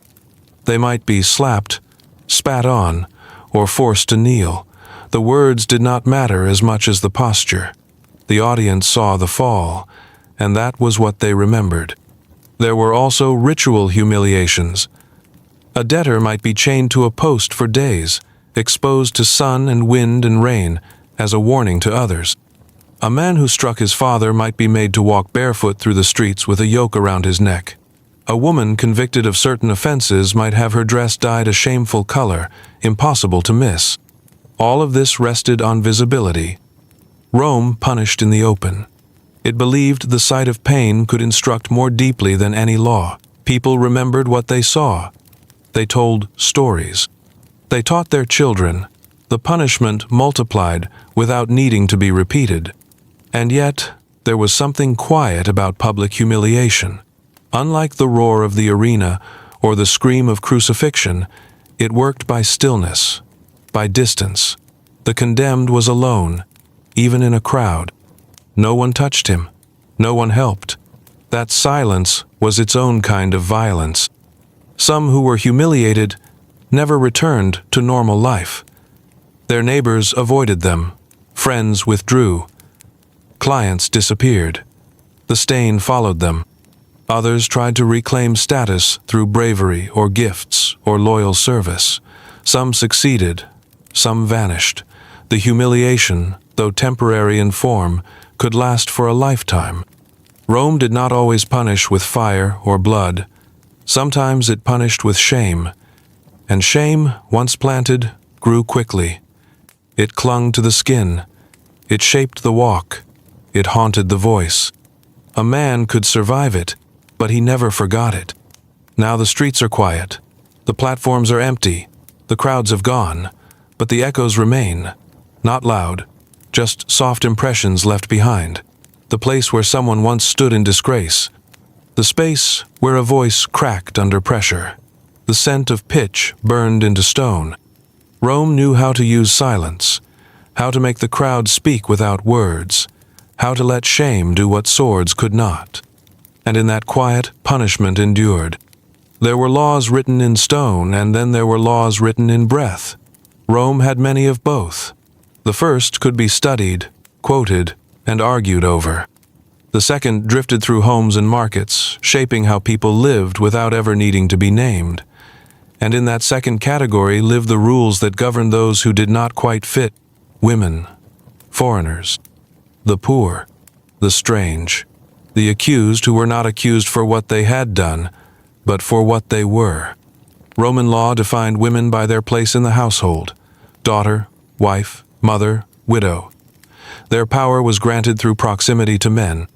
Fathers made choices for them, then husbands, then sons. A woman's dignity depended on how well she stayed within those boundaries. If she stepped outside, punishment followed, sometimes legal, sometimes not. Adultery was not simply betrayal, it was disorder. If a woman was caught, her husband could kill her lover with impunity, sometimes even her. The family might choose exile. Not the quiet kind, but internal banishment. She would be sent away to a rural villa, confined, watched by slaves, her name no longer spoken in the family home. No court needed to approve. This was tradition, and tradition had the weight of steel. If the crime reached the ears of officials, the punishment became more public. Hair cut, clothes torn, forced to walk in shame. A woman could not vote, could not speak in court, but she could be judged by the city simply by how she moved through it. The wrong tone, the wrong glance, and suspicion followed. Then there were the Vestal virgins, sacred, powerful, and utterly constrained. They tended the eternal flame of Vesta, and for 30 years they were sworn to chastity. If they failed, the punishment was not symbolic. It was slow. They were buried alive in a small underground chamber. Food and water were left beside them, not as mercy, but as a gesture to avoid calling it an execution. The state could not be seen spilling Vestal blood, so it sealed them beneath the earth and let time do the rest. Women who moved too freely, who spoke too boldly, who refused the roles assigned to them, were watched closely. If they healed too many people, if they knew too much about herbs, if they drew followers or whispered prayers that did not belong to the temples, the word witch might appear. Not officially, not always on parchment, but whispered, and whisper was enough. Accusations did not need proof, only fear. A child fell sick, a harvest failed, a soldier lost his way. Somewhere, someone would remember a woman who walked alone at dusk, who said strange things, who touched the wrong tree or looked too long at the wrong man. That memory, combined with uncertainty, became a sentence. There were no formal witch trials like those in later centuries, but Rome did not lack in punishment for those suspected of sorcery. The charge might be called poison or impiety. or corruption. The penalty was execution, by fire, by burial, by being thrown from a height, or, if the woman was highborn, exile followed by silence. Even women who followed the rules could find themselves punished simply by misfortune. If their husband fell from favor, if a cousin rebelled, if a rumor spread. A noblewoman might wake one morning to find her home surrounded, her jewelry seized, her servants dismissed. She would be told to leave, or worse, to confess, to something, anything. Foreign women, especially those from the provinces, were treated with greater suspicion. Their clothing, their accents, their gods. They were questioned more often, their movements tracked. Some were enslaved. Some married into Roman households and found that the law did not protect them. If they complained, they were reminded they were guests.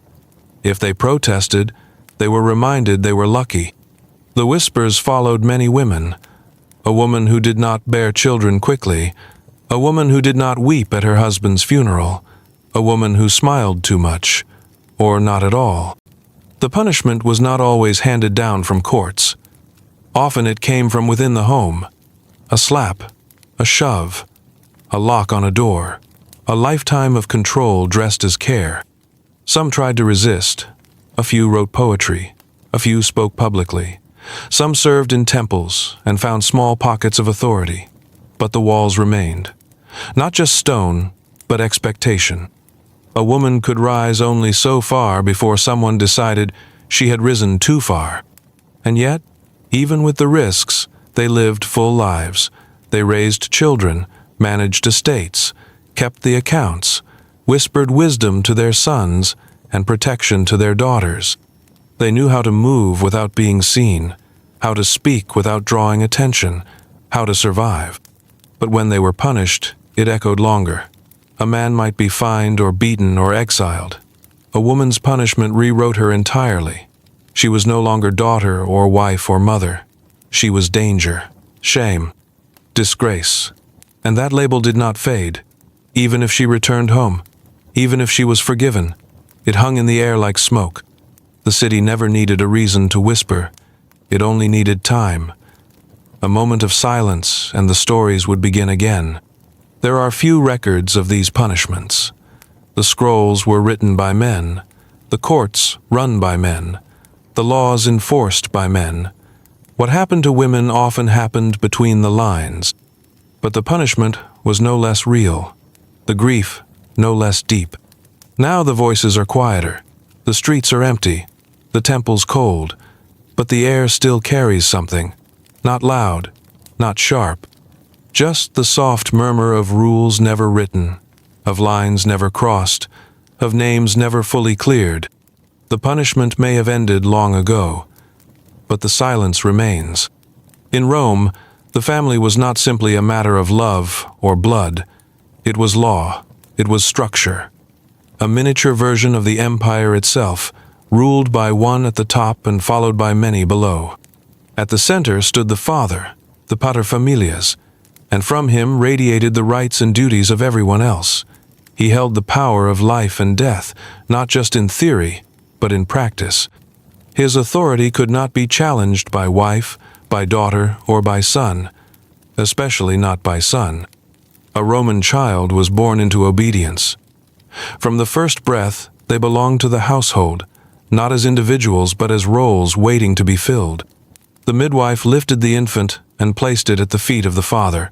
If he stooped to pick it up, the child lived. If he turned away, it was taken outside, left to the elements, exposed on the hillside. There was no law against this. It was within the father's right, the power to accept, the power to deny. Children who were raised were expected to follow. They were trained to listen, to obey, to honor the household gods, to reflect the family's standing.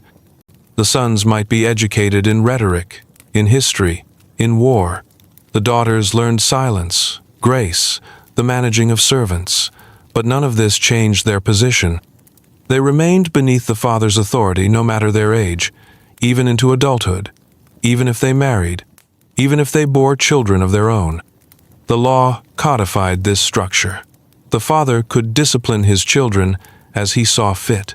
He could arrange their marriages, disinherit them, strike them, imprison them within the home. In rare cases, he could even kill them, if the act was justified.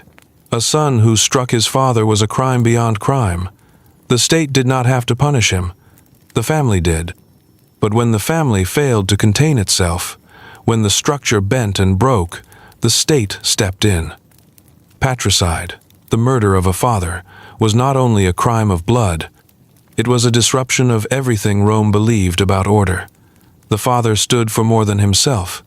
He stood for tradition, for stability, for Rome's entire way of seeing the world.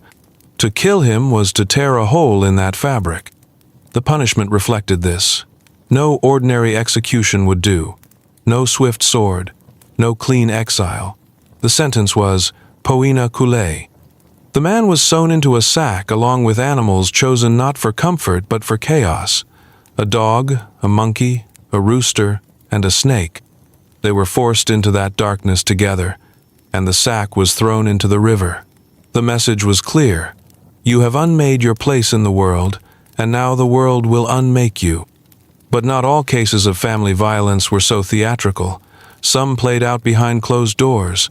A father beating a son running away, a daughter refusing a marriage and being locked in a room for weeks. These were not considered crimes. They were internal matters. As long as the household kept its boundaries, the law did not interfere. Occasionally, the line between discipline and cruelty blurred. A father might go too far. A child might be maimed or killed. If neighbors complained, if witnesses spoke, the matter could be brought to court. But the process was slow. The father's rights were broad, the burden of proof heavy. And even if found guilty, the punishment was often light. A fine, a warning, a temporary loss of property. Rome was not sentimental about childhood. Children were valuable, but they were not sacred. They were potential, future soldiers, future wives. If they died young, as many did, the mourning was brief. The funeral small. The family moved forward. Grief had its place, but it was not meant to interrupt. Still, love existed. Fathers held sons. Mothers sang to infants. Families gathered for festivals and meals. But that love moved within limits. It did not challenge the law. It did not soften the edges of authority. A good child obeyed. A good father ruled. The roles were known. Some fathers were kind. Others were feared. Some sons were loyal. Others watched and waited, resentful beneath the surface. Most families survived. Some broke. When they did, Rome reminded them who held the power. Adoption was another thread in this web. A man without sons might adopt a nephew or even a grown stranger to carry on the family name. The adopted son entered the household completely. He owed obedience. He inherited responsibility. Blood was less important than hierarchy.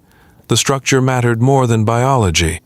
There are records of adopted sons rebelling, of fathers disinheriting them, of wills rewritten, names removed.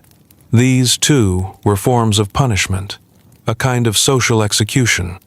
To be cast out of the family was to lose everything: property, name, identity. Roman family law was not about fairness. It was about function. It preserved the chain of command. It supported inheritance, marriage, politics. It kept the city running by keeping households in line. Today, the statues stand silent. The names carved into marble no longer carry the weight they once did, but the echoes of those laws remain.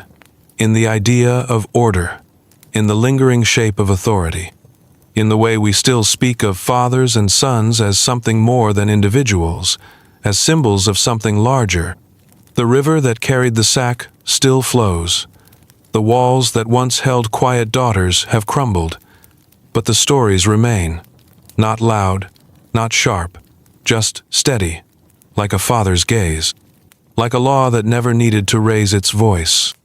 He was not a man the crowd looked at twice. He stood behind the soldiers, near the wall or in the shadows beneath the platform. He did not speak. He waited. He carried tools in a cloth bundle or strapped to his belt, clean and sharp, though not always clean when the work was done. He was the executioner, and though his name was rarely remembered, his hands were known to all. Rome needed men like him, not often praised, never truly respected, but essential. The laws could be written by senators, read aloud by magistrates, approved by emperors. But the final line, the final act of every sentence, belonged to him. He made justice real. His work was blood and bone and silence, and he knew it well. He did not choose his victims. He did not judge their crimes. He waited for the signal, sometimes a nod, sometimes a scroll, sometimes the slow rising of a hand from the imperial box. Then he moved forward, calmly, with the slow confidence of someone who had done this before, many times, in many places. At the edge of the forum, on the steps of a temple, in a prison courtyard at dawn. No one asked how he slept. No one asked what he thought.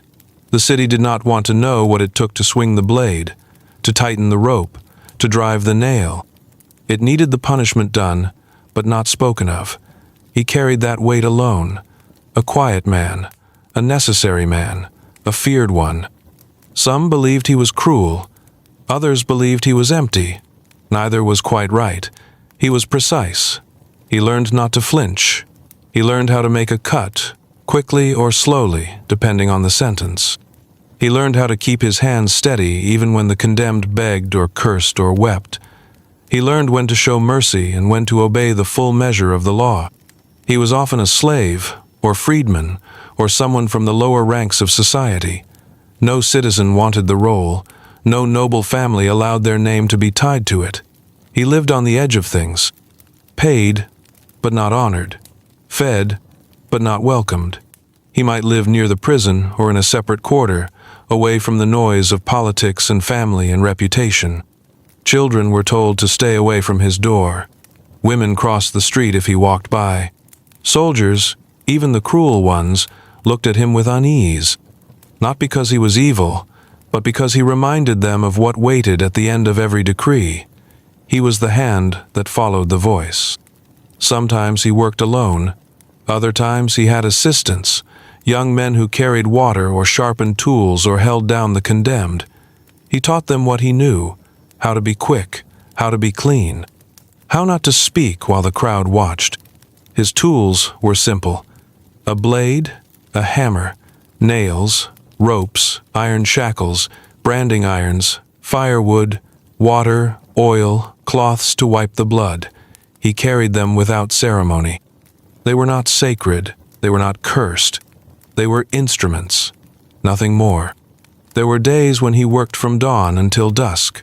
Rebellions crushed, conspirators executed, slaves punished in rows. He did not look at the faces. He looked at the wrists, the neck, the limbs. He measured the work in time and in breath, and when the sun set, he cleaned his tools and waited for the next call. He did not speak during executions. That was not his place. The words came from the magistrate or the herald. The judgment had already been made. His job was only the conclusion. And once it was finished, the crowd would cheer or fall silent or drift away. He would not watch them go. He would return to the shadows. He did not always kill. Sometimes he whipped. Sometimes he branded. Sometimes he broke a bone or severed a finger or removed a tongue. These punishments were harder in a different way, slower. They required restraint, a show of control. A man screaming in pain could bring pity. It was his job to keep the moment cold.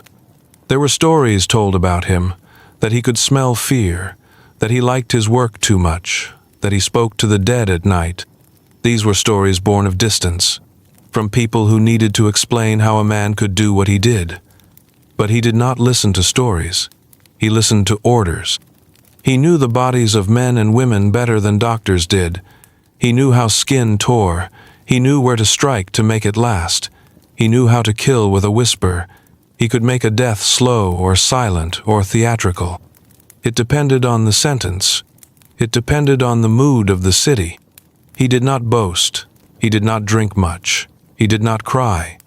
He watched the condemned with still eyes. Sometimes they spat at him. Sometimes they begged. Sometimes they said nothing. He listened, but said nothing back. There was nothing to say. Some nights, after the work was done, he sat alone in the dark. He ran his fingers over the blade. Not in fear, not in pride, just in ritual. He knew he would be needed again. He always was. The city depended on order. Order depended on law. Law depended on fear. And fear, at its core, rested in his hands. Now his tools are gone. The blade rusted, the rope frayed, his name forgotten, but his shadow lingers, in every courtroom, in every sentence, in every quiet moment before the punishment begins. The executioner waits. The Colosseum did not smell like justice.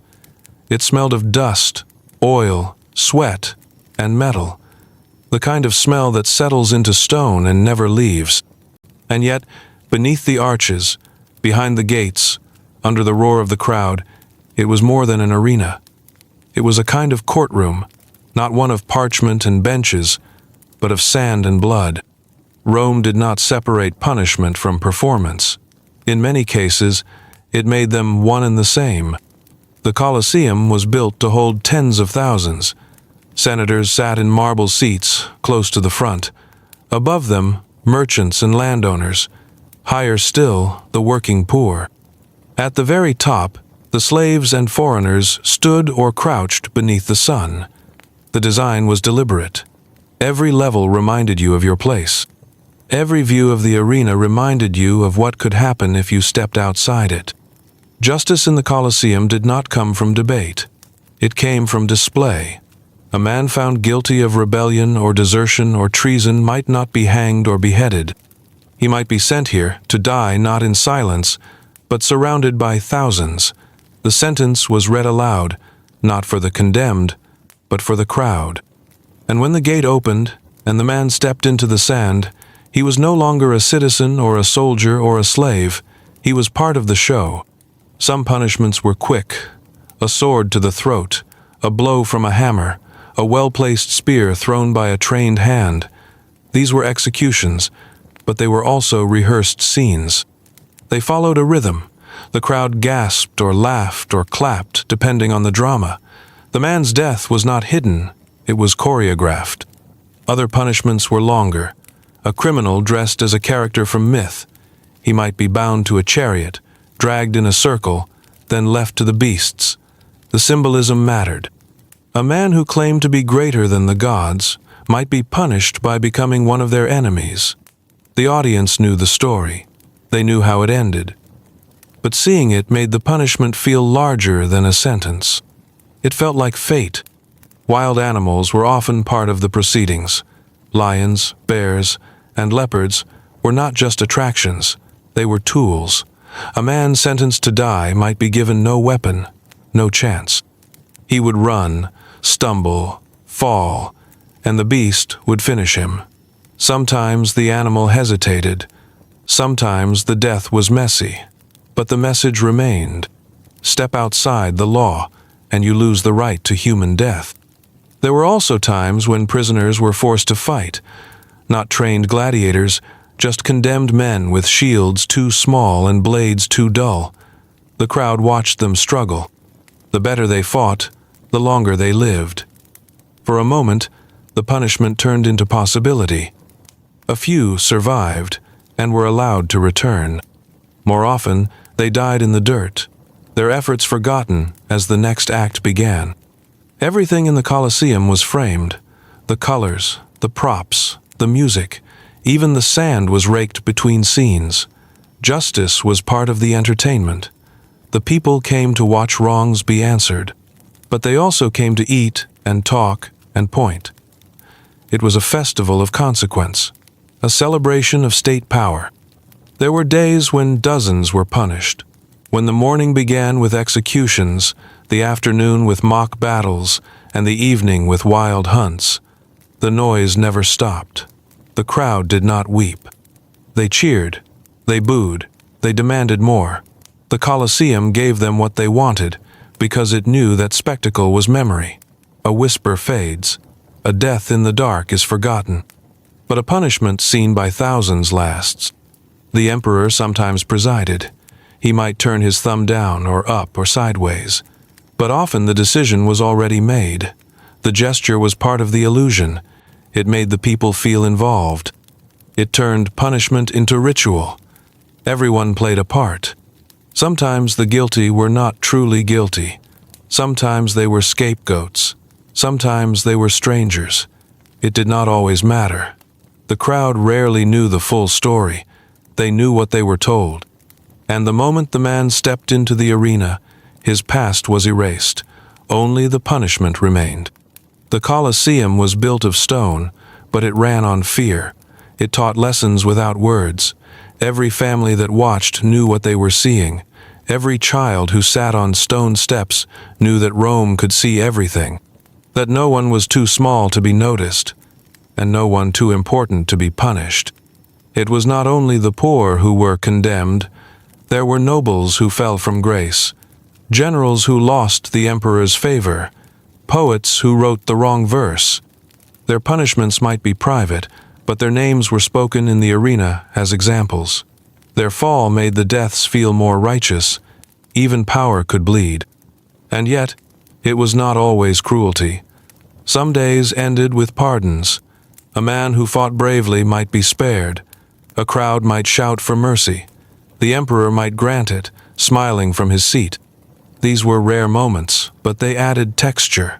They reminded everyone that the hand that punished could also forgive, and that both belonged to Rome. When the day ended, the sand was soaked, the bodies removed, the tools cleaned. The crowd returned home. They spoke of what they saw. They told the stories again. They remembered the names, or they forgot them. It did not matter. The lesson had been delivered. Now the Colosseum stands empty, the arches cracked, the seats worn smooth by centuries of wind. But the shape remains. The circle, the stage, the place where punishment became performance. And in that silence, Rome still watches. Roman punishment did not float in the air. It was anchored in words. It was shaped by codes, decisions, and long debates held behind stone walls. To the outsider, Roman justice could seem brutal, cold, or strange. But to the Romans, it was law. Law crafted not to soothe, but to hold things in place. It was the quiet backbone behind every lash, every exile, every man nailed to wood or sewn into leather. It did not shout, it whispered, and in those whispers, Rome slept soundly. The first Roman laws were born not from mercy but from need. The 12 tables, carved into bronze and placed in the Forum, were not philosophical. They were clear. If a man owed a debt and could not pay, he could be enslaved. If a father struck his son for disobedience, it was within his rights. If someone defamed you in public, you could strike them back, with conditions. These were not guidelines, they were boundaries. Each rule marked a corner of Roman life, and anything that stepped beyond those lines became subject to correction. Later, jurists refined the codes. They wrote long commentaries, filled scrolls with case studies, sorted crimes by type and punishment. The Digest, the Institutes, and the Codex, all part of the great legal machine that powered the empire. These texts were copied, debated, sent across provinces, studied in schools. But they always pointed to the same end: order through control, punishment through precedent. Roman law divided people into categories: citizen or non-citizen, slave or free, man or woman, child or adult. Status shaped justice. A Roman citizen could not be crucified. That punishment was for slaves and foreigners. A patrician might be exiled for treason. A slave might be whipped for insolence. The law allowed both, not because it was arbitrary, but because it believed that the structure mattered more than equality. Even intent mattered differently in Roman law. A crime committed in anger might be punished more harshly than one committed in fear. A theft made out of hunger could still be a capital offense if the person stealing was the wrong kind of person. Motivation was secondary to the effect on order. The law did not ask why you did something. It asked how your action threatened the system. Some punishments were meant to be final, others corrective. A man who committed a small fraud might be fined, then shamed. A soldier who fled the field might be decimated along with his cohort. A woman who dishonored her family could be confined without trial. These sentences were not inconsistent. They were drawn from layers of precedent, shaped by custom and formalized by tradition. The law had language for everything: theft, injury, murder, defamation, impiety, betrayal, corruption. Each crime had a name, a set of conditions, and a menu of punishments. There were formulas to determine compensation. There were steps to follow before a man could be flogged or sold. But once those steps were taken, the sentence was not softened. There were appeals, there were judges, there were magistrates who could pause a sentence or reduce it, but the law leaned toward finality. The ideal Roman punishment was clean, visible, and unquestioned. It told the people that the rules still held, that no one had escaped the reach of justice. Children were protected differently. A child under a certain age could not be executed, but they could be beaten, enslaved, or sold, depending on the father's will. A father who killed his child could be punished, but only if the act broke faith with the state, not just the family. The law allowed much in the name of paternal authority. The household was its own republic, ruled by its own laws. There were legal defenses, of course. A man might claim self-defense. A woman might claim ignorance. A slave might be proven to have acted on orders. These claims could reduce a sentence, delay an execution, change the method of death. But the end was often the same. The law might bend, but it rarely broke. Even cruelty had codes. The use of torture, the binding of prisoners, the use of fire or wild beasts, all of these were governed by rules. The methods had names. The procedures had guidelines. There was a correct way to inflict pain, an accepted way to erase a man. The executioner followed instructions. The magistrate recorded the outcome. The scribe wrote the name in the scroll. The law moved on. Rome believed its laws were a gift to the world. It exported them to the provinces.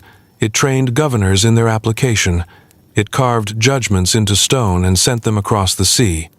The empire believed that where Roman law reached, civilization followed, and in a strange way, it often did. Roads, aqueducts, taxes, courts, these came together. And among them, always, the sentence. The law could be beautiful in its clarity. It had rhythm, it had balance. Even in punishment, it followed a form. A man sentenced to die might be given time to settle his affairs. A fine would be calculated precisely, down to the last coin. A public lashing would include a record of each stripe. Rome punished with precision, not passion. That precision is what made it last.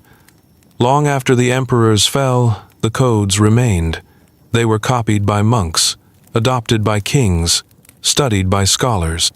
The words moved forward even when the voices that spoke them had gone silent. Now the bronze tablets are gone.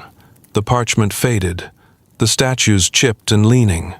But the shape of those laws lingers, in how courts are built, in how sentences are phrased, in how justice is imagined as something calm, ordered, absolute.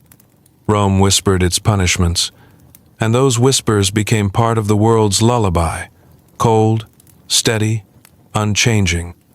And somewhere in the dark, the sentence is still being read. The punishments are gone now. The crosses have rotted. The sacks have sunk.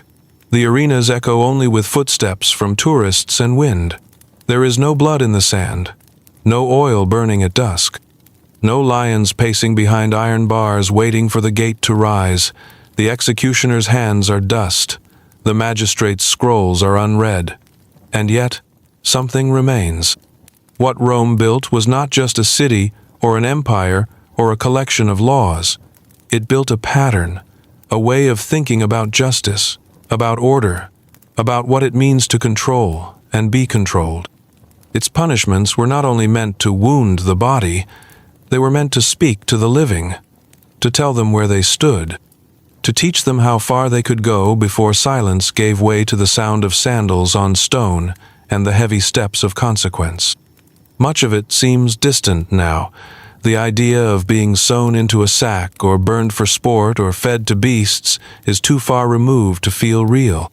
But the structure that allowed those punishments still whispers in the corners of the world, in the weight of a judge's voice, in the quiet fear that comes before a sentence, in the way justice often feels like theater, and the condemned like actors stepping into a role already written for them.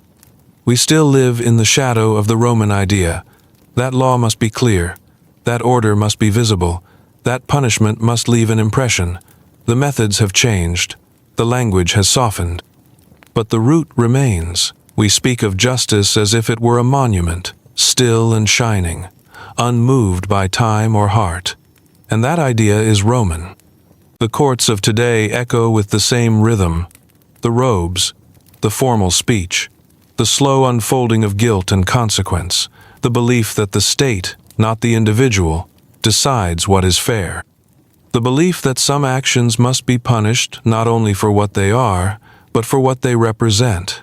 That too is Roman. Even the idea of public punishment lingers. The way certain trials are broadcast, the way shame spreads through headlines and cameras, and the quiet nod of approval, the way we turn pain into message. That need to be seen, that need to remember, Rome practiced it well. But perhaps the most lasting thing we inherited was the silence, the way punishment settles in without needing to be explained, the way the sentence is carried out while life continues, the way the law moves forward with calm, steady hands, and those who suffer beneath it are expected to accept its weight without sound. Rome did not always ask if a man deserved his fate. It asked whether his fate served the city, whether the punishment would hold the line. That question still lives in our world, even if we call it by different names. Public safety, deterrence, discipline. We dress it in different clothes, but the shape underneath is familiar. So we remember, not out of admiration, not out of fear, but out of recognition. The same way we remember a voice we once heard in childhood, a story told softly in the dark, a lesson whispered just before sleep. Do not run from the field, do not strike your father, do not step out of place. Rome may be gone, but the whisper remains. And in that whisper, the law still breathes. You have walked through the shadows now, past the pillars and scrolls, through the sand and iron and fire. You have stood in the crowd as the sentence was read. You have watched the gate open. You have heard the whip, the roar, the silence that follows. You have seen what it meant to be found guilty in Rome. It was not always a scream. Sometimes it was a name crossed from a tablet. Sometimes a man walking alone toward a distant island. Sometimes a boy in a tunic standing in the forum, red-faced, waiting for the punishment to begin. Rome did not always use blood. Often it used distance, absence, the slow fading of a person from the city's voice. And now, all of it sleeps. The Colosseum holds only wind. The roads carry tourists instead of troops. The laws lie in libraries, wrapped in dust. But the shape of those punishments, the idea behind them, still lingers like breath on a mirror. The belief that law must be visible, that punishment must not be forgotten, that justice must not only be done, but be seen. You may never be led to a cross. You may never draw lots for death among 10 trembling men. You may never kneel before a magistrate with your fate already decided. But the quiet part of Rome lives on, in our institutions, in our rituals, in our language. The word decimate, the phrase capital punishment, the The very idea of guilt and judgment as something final, as something fixed. We carry pieces of it without knowing, in the way we structure authority, in the way we watch, in the way we decide what should happen next when someone breaks the rules we have all agreed to follow. So may you live quietly. May you sleep gently. May you never find yourself standing at the center of a circle, with the crowd watching and the judgment already sealed. May you never feel the weight of the rod or the heat of the torch or the hush that falls just before the lion steps forward. May you never be found guilty in Rome.